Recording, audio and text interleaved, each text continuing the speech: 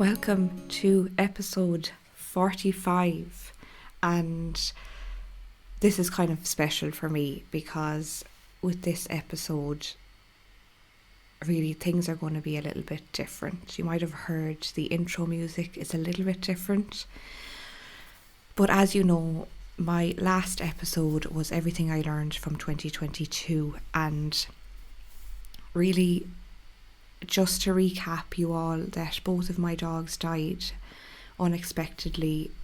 They died in October 2019, and so I began sharing my journal entries, and I began this podcast in July 2023.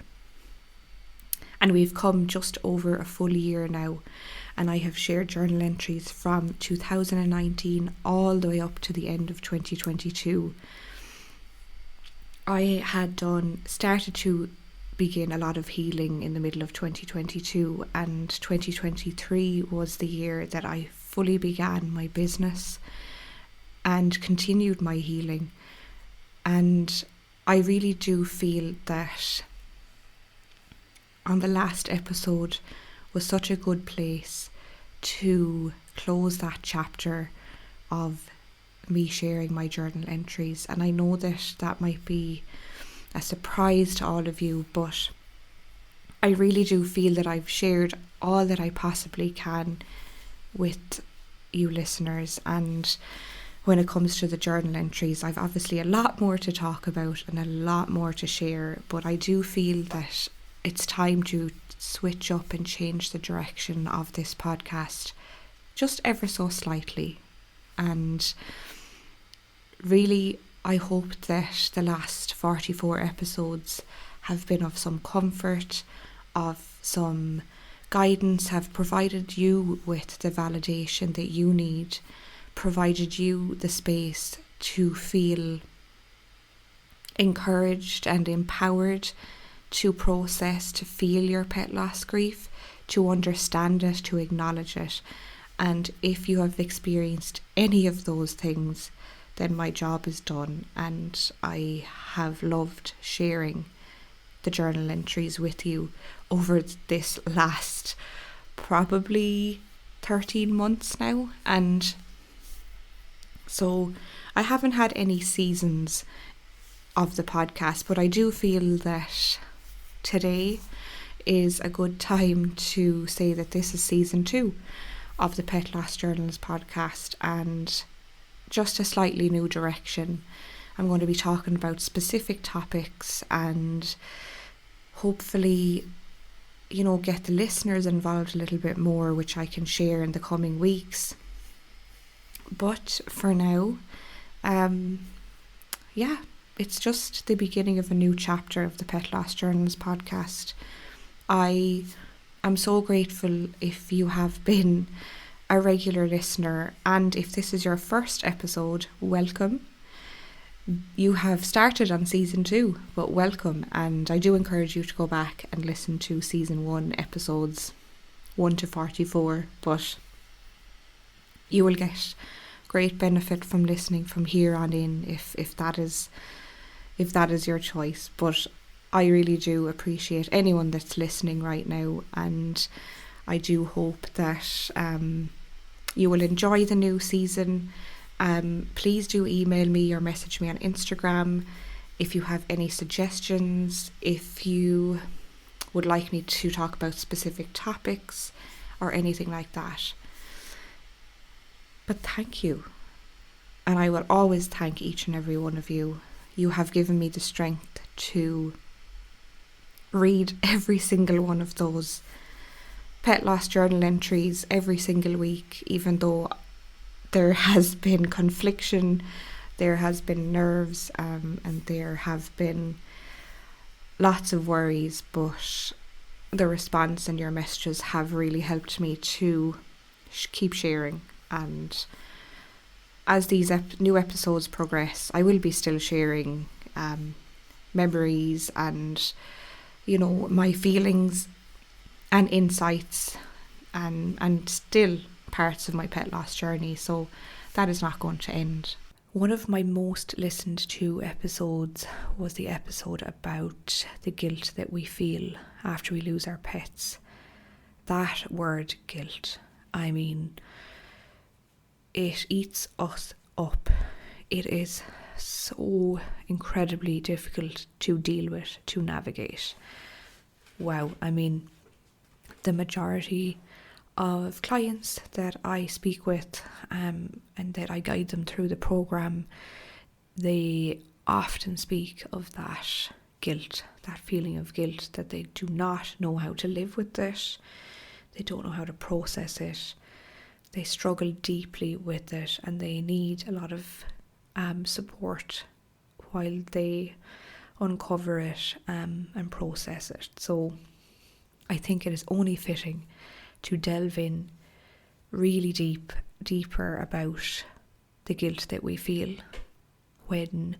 particularly when we have to euthanize our pets, when our pets are put to sleep. So this is something that, let's just say out loud, is completely unnatural to us.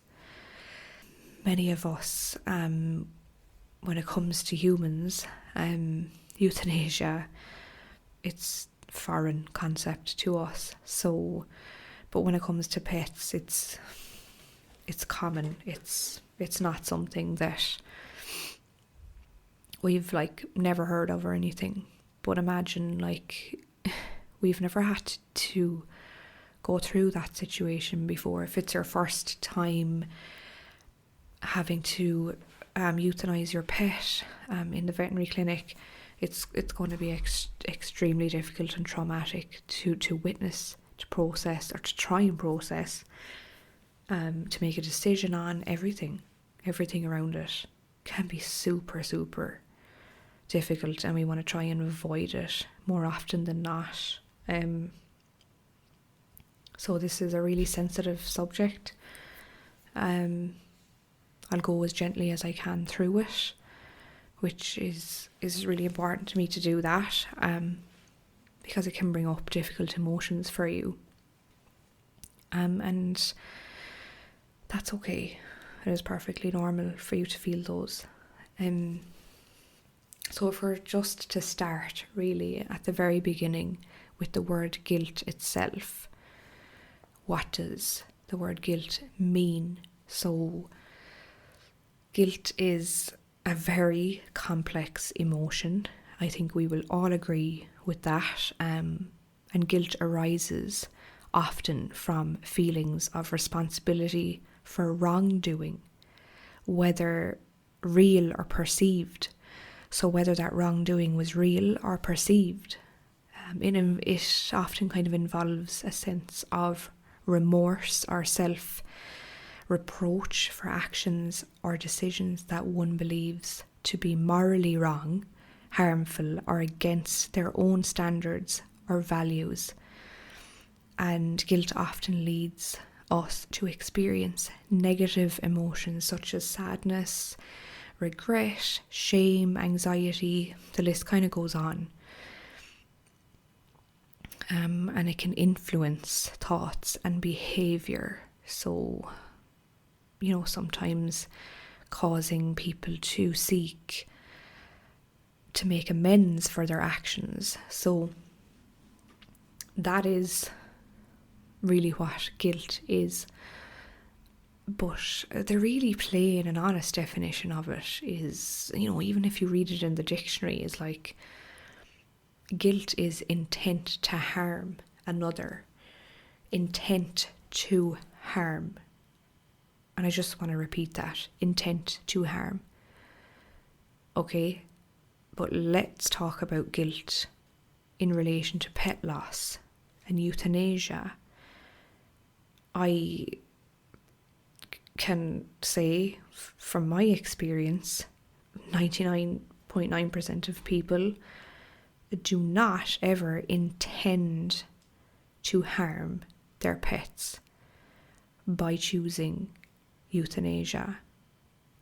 So I just want to put that out there, because the word guilt can just have a different meaning for people. But if we bring it back to its original meaning, intent to harm, I mean, I know for me, I never intended to harm Moose when she was put to sleep. Never. So we can delve in a little bit deeper to that, but I wanted to kind of get into that kind of definition and description of what it was, so we can all agree that it's a really complex emotion, feelings of responsibility for wrongdoing. So those feelings of wrongdoing that we feel, and really, when I go into this a little bit further, I hope that it will hopefully reframe your thought pattern around the whole concept and meaning of the word guilt and how it might resonate and sit with you personally. That would be my hope from this episode. Dealing with the guilt of pet euthanasia can be one of the most challenging experiences, decisions that we would have to ever deal with in our life, and that's hands down definitely. There are some steps as to how you can cope, and I'm going to start to feel a little bit better through this. I often say this, but acknowledging your emotions, acknowledging that you're feeling guilt. Feeling guilty is like a normal part of grieving for your pet. It's totally normal, so allow those feelings to come up and those emotions to come up without being hard on yourself and judging yourself. Reflect on your decision to euthanize your pet. Remember that euthanasia is often a really incredibly difficult decision, but it's a compassionate choice, often made out of love for your pet. It's a really compassionate choice. Consider the reasons behind your decision and remind yourself that you acted out of kindness to end suffering. And that is something that's really, really important to really repeat, really. The choice that you made, the decisions that you made, were out of kindness to end suffering, whatever that suffering may be. Because some pets may not be physically ill, because there is such a thing as behavioural euthanasia, and that needs to be mentioned here as well. Whatever the suffering, because all kinds of suffering matter. So I just wanted to make sure that that was mentioned on this podcast, because any forms of suffering are valid when it comes to considering those reasons as well. So reflecting on your decision, journaling on it, that's important. Seeking reassurance is something that can be helpful while I'm experiencing guilt. And remember, that you made the decision based on what you believed was best for your pet. Seek reassurance from safe people in your life, in inverted commas, safe people. Those are the people that you feel you can open up to without fear of judgment, criticism, analysis, interruption even. So seek reassurance from those people, or from a veterinarian that that you trust and that you feel safe talking to as well.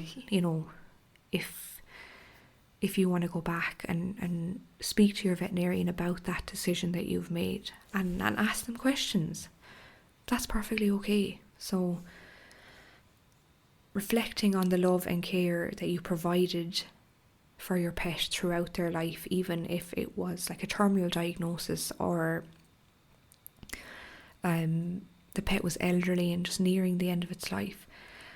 I know it can be really difficult to recall the happy memories that you shared together, but having a focus on the quality of life that you gave your pet from start to finish, not just towards the end of their life. I know it's really difficult not to focus on the end of your pet's life, but to try and have a focus of the quality of life you gave them from the very, very start. If that means making a scrapbook, if that means going back to all of your photos and videos from the very start and nearly doing a timeline or recap of the quality of life that you gave to your pet, that's incredibly powerful for you to help you through those feelings of guilt.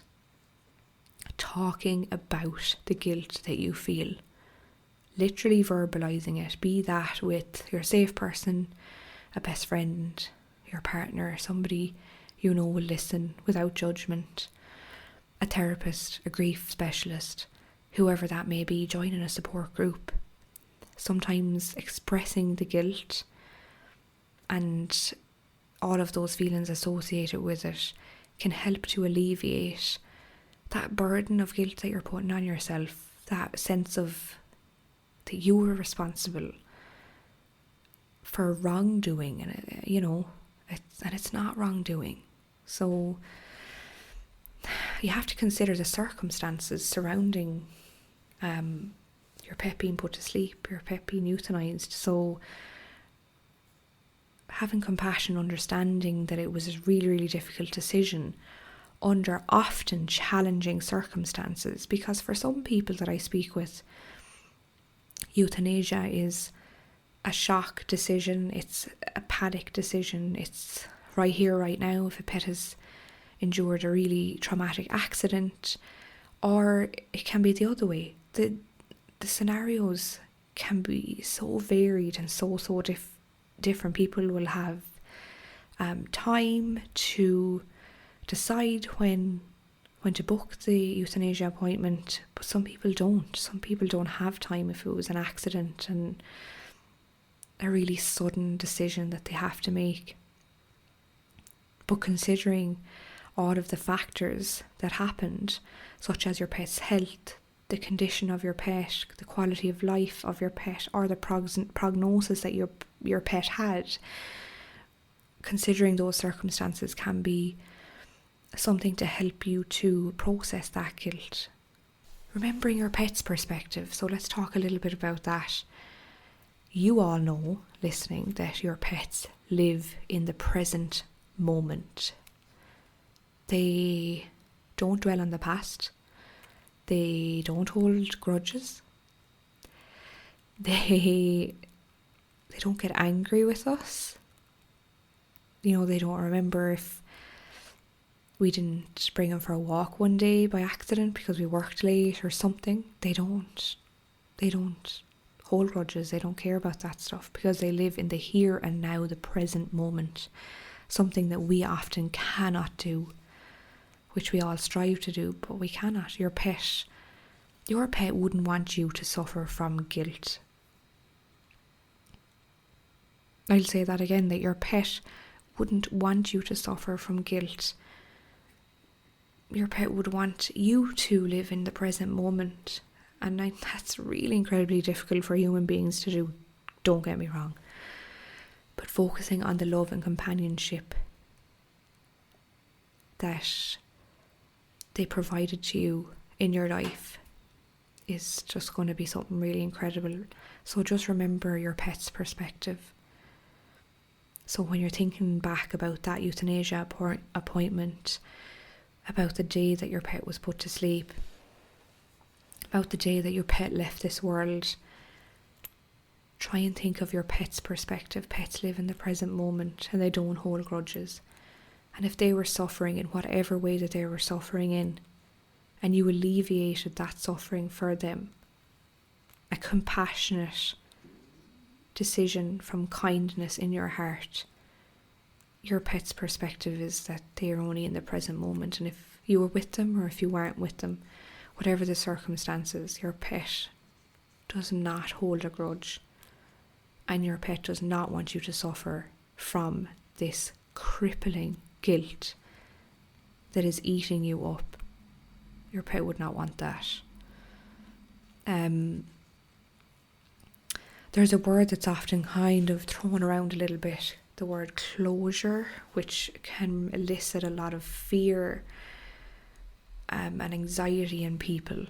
Seeking closure, you kind of hear that term. What does that really mean? But I don't really like to ever mention that word when I'm in client sessions, but I think it's important for me to say, that people want closure from things. Do we ever fully feel like we have closure? I think it's kind of a wrong word to describe things, but I think dealing with unresolved guilt, which is of course associated with unresolved grief, they sit side and side really a lot of the time. That unresolved guilt can kind of weigh heavily on you, and if you're feeling that the weeks and months are going by and that guilt is really, really crippling you and tormenting you and taking over your mind, then definitely I would urge you to consider reaching out for specialised support. And there's nothing wrong with that. It can be extremely helpful to do that.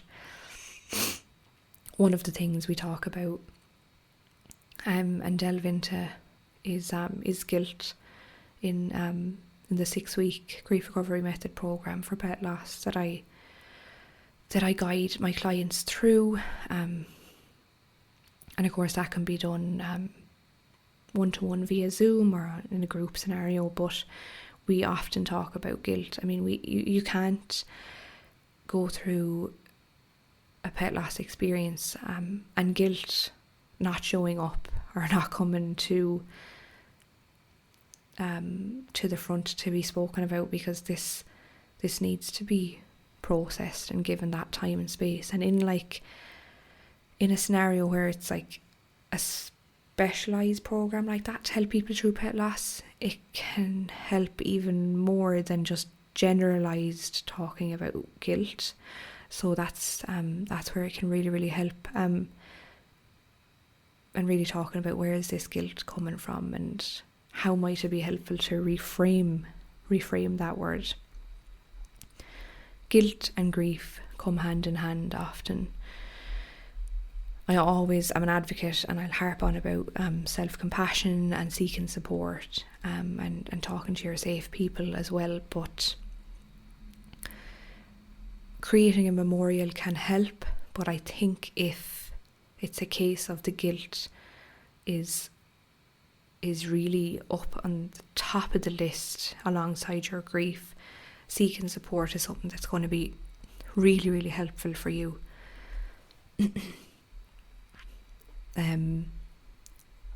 That is definitely something to kind of keep on the list. But some people kind of might ask me, are there any exercises or any techniques that can help me, immediately kind of through this pet loss guilt that I'm feeling, this guilt of putting my pet to sleep? And there are a couple of things that definitely helped me and that I talk to clients about. I don't know, you would kind of call them maybe grounding exercises or coping techniques, I guess. And a few of them I'll go through. Now, some people are into meditation and some people aren't, and that's okay. I pick it up and put it down. I don't meditate every day, I'll be honest, but I think that there is a really good place for meditation, especially with pet loss grief. And loving kindness meditations are quite good. And what I'm actually going to do is I am going to link a really powerful meditation in the comments underneath this episode that you can go to. I'm going to link that down there. This is one that I listened to daily for quite a period when I was going through a really, really difficult time, really difficult patch of my grief when I was going through my pet loss grief. I will link that. I think it is a loving kindness meditation. If my suggestion would be, and it's merely my suggestion, lying down in a dark room with some privacy, alone, pop some headphones on or put it on your phone near your ear, listen to this meditation, follow the steps in it, and this can really, really help with releasing suppressed emotion when it comes to that guilt, also for that pet loss grief that you're going through. Another one, all people will say, oh no, she's going to talk about deep breathing, isn't she? Deep breathing was a thing that I tried my best to do. It's so generalised, everybody says it, but I think being more specific with, deep breathing, like breathing through your nose, out through your mouth, and that's, look, I've been to a breathwork class, it's amazing, but I think for really specific trauma and intense feelings of guilt surrounding pet loss, there's a go-to breathing technique that can really, really help to bring us back to the present moment, like I spoke about earlier with our pets being always in the present moment. This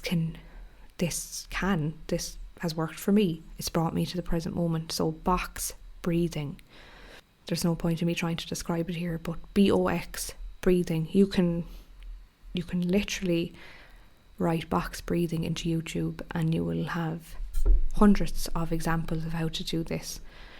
You can do this for 5 minutes. You can do this for, even if you do it for like 2 minutes, it can bring us back to the present. It can really help if we're really getting tormented with those feelings of guilt. That can be really helpful. Obviously, I do have to talk about journaling.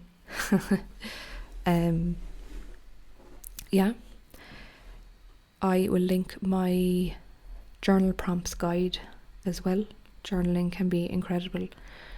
Even start off with writing one journal prompt per day. The guide is full of loads of journal prompts. It's printable, you can print it out and write that way, or you can just write it into your own personal journal. But writing down your thoughts and feelings about pet loss, about the guilt that you're feeling, that you're experiencing, can help you process those emotions, put things into perspective, help you to reflect, help you to talk about your reasons behind that decision, talk about it's preventing suffering from the kindness of your heart. It can help you to do that. Positive affirmations is another thing that you can do. I kind of do positive affirmations. I can make up my own in times of panic or in times of feeling triggered. That's when I use positive affirmations. These are statements that I repeat silently in my head, silently in my mind, to counteract those feelings of guilt, shame, judgment, a trigger that I've experienced that will trigger my pet loss grief, the pain that was coming up for me. So what are these? These are things like, say if I come across a dog that looked exactly like one of my dogs, if I'm on a walk outside and I get triggered and I start to spiral back to seeing my dogs dead, I will repeat my positive affirmation that's unique to me, just in my mind silently, like, no, it's okay, it's not your dog, it's somebody else's, you are safe, you're here right now, this is the present day, you're not back there when you found your dog dead, it's okay. So that's an example, but yours can be unique to you. That's what positive affirmations mean to me. But there are books about positive affirmations, and you can write positive affirmations in the mornings. But for me, those are kind of a less structured way of having a positive affirmation for yourself. I hope that helps you maybe form a few for yourself. Connecting with nature, oh my god, connecting with nature is such a huge thing. Spending any time outdoors, going for a walk in a park, sitting by water, going to a forest, sitting outside in your back garden, anything can have that calming effect, can soothe the mind of pain, can help us to, like, even listening to the trees, listening to the waves at the beach, just connecting in nature in general, doing that as often as you can to help alleviate, to help soothe those feelings of guilt, those absolutely crippling feelings of guilt. Nature is healing, and that's it. I've stood on the top of mountains after a long hike and I've cried my eyes out. Nature's helped me to do that, helped me to release the emotion. Sometimes I go for hikes just for that reason alone, to help me release emotion that I'm finding difficult to release just sitting in my house. That is a huge benefit of nature. Those are some of the techniques that I would use, that I would mentioning to clients and things like that. Grounding objects actually is another one that I would have mentioned on the podcast before. Holding on to something. So I will give an example. A crystal. I have a few crystals around that I would hold on to. It could be anything else. It could be anything that you feel will help you, whether it's essential oils, like a roller ball form of that you rub on your wrist, that can help you. The smell of the essential oils can help you to relax, can bring you back to the present. Piece of fabric, something that reminds you of your pet, one of your pets, teddy bears, something that belongs to your pet maybe. Anything like that. There's so many different, something it's unique to you and your pet's relationship. An object that can ground you back to the present, that can help you to visualize peaceful and comforting memories.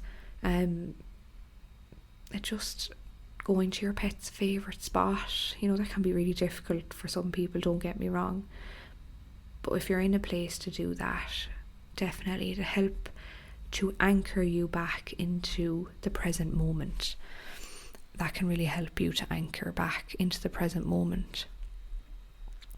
So coming back to my point that guilt is an incredibly complex emotion that we feel, but acknowledging that is huge, and reflecting on the choices and decisions that you made, seeking reassurance, and just in general practicing self-compassion, not to be so hard on yourself, really, giving yourself that time to grieve and to feel the guilt and let all the emotions come up, and consider seeking specialised help. There's no shame behind it.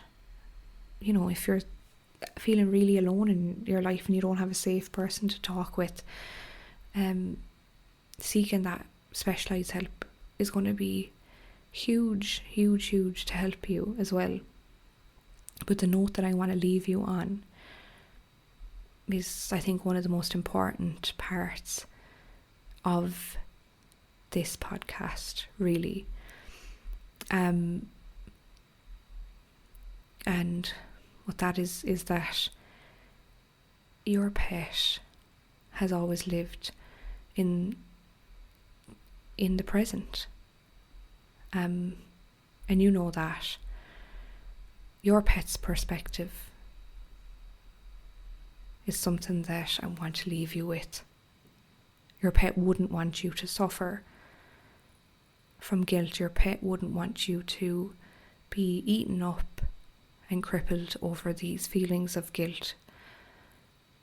Your pet would want you to focus on the love and the unconditional love, might I add, and the companionship that you and your pet shared for the time that you had together.